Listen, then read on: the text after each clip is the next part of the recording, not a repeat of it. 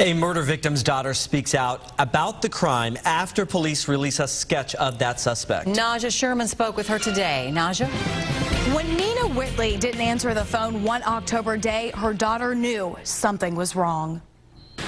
In this southeast Kansas City neighborhood, crime was no stranger, but it never really bothered 75-year-old Nina Whitney until it showed up on her doorstep last October. She was brutally murdered in her home near Blue Ridge Boulevard. Her daughter found her body inside. Whitney's daughter, who asked that we conceal her identity for protection, spoke to me about that day. I noticed a coat rack that was laying on the basement stairs, and I knew that wasn't right.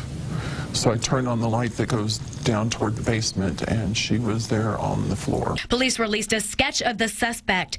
Witnesses say they saw this man who does not live on the block on the day of the murder. He's described as a white male, between 45 to 60 years old, about 5'8" and 200 pounds. He may walk with a slight limp.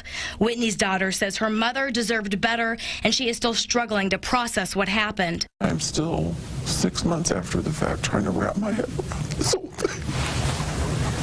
Neighbors say Whitney lived in the house for at least 10 years and always waved and smiled. She also fed and cared for all the stray cats in the neighborhood and loved frogs. Her front yard was filled with frog decorations. She's 75 years old. She couldn't defend herself. She's in her own house minding her own business.